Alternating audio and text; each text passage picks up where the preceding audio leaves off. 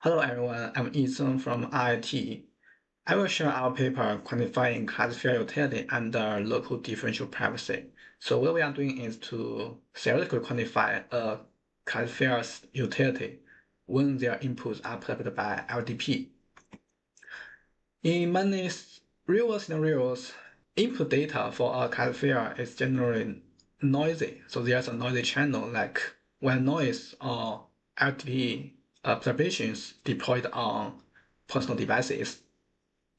And then these noisy data are used for classification. But generally, these classifiers are trained on clean data. So one natural question is what's the utility of the trained classifier under a noise channel like LDP perturbation? This question is important for both classifier designers and users. For classifier designers, if they know the answer, they can have a LDP-friendly classifier. For users, they can know the best privacy parameter for better privacy utility balance. For this question, an empirical approach is sample and then test.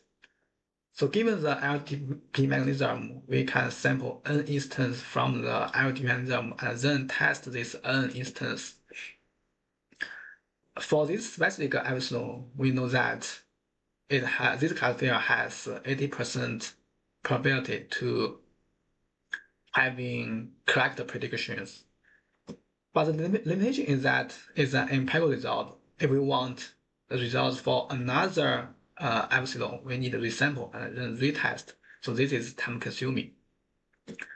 So we still lack an analytical view of classifier utility under LDP perturbed inputs. For an analytical utility analysis, our approach is connecting LDP with classifier's robustness.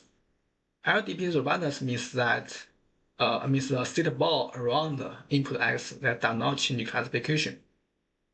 For example, if all inputs within this state ball lead to the correct prediction, then we say this state ball is robust. On the other hand, the concentration of an LDP mechanism is the probability of the outputs falling into a region. For example, the probability of outputs falling into this theta ball region is P, defined by the privacy parameter epsilon and concentration level theta. Having these two things, we can connect them together and have an analytical classifier utility that with probability at least P, the classifier preserves its correct classification under input perturbation by this LDP mechanism. This is a counterpart to the empirical accuracy, but it's analytical and systematic view for any privacy parameter without resampling. We can see a one-dimensional example. This is a binary classifier, and if we know the robust area, then for the Laplace mechanism, we can know that for this Laplace mechanism, the probability of having outputs falling into this area is this probability.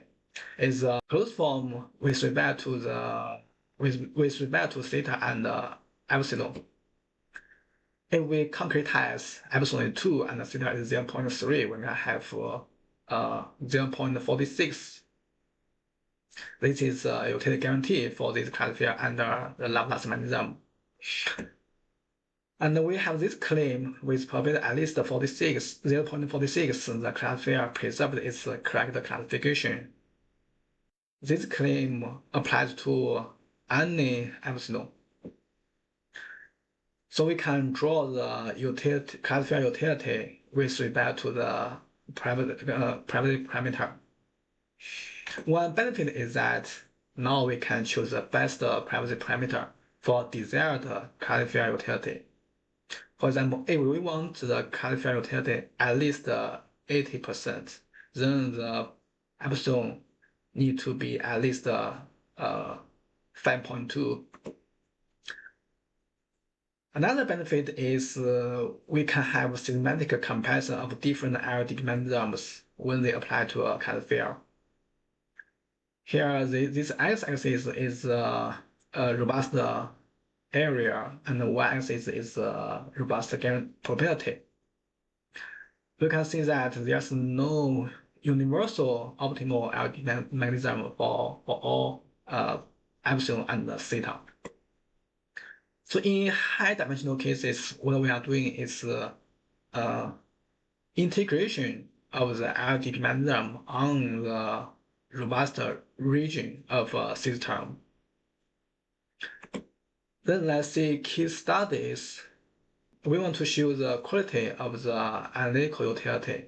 So our claim is that the analytical utility is both accurate and efficient compared with empirical utility. We have three kinds of classifiers: logistic regression, random forest, and neural network. Then we need to set sensitive dimensions to apply LDP mechanisms. So for this medical and financial data set, we have two sensitive dimensions.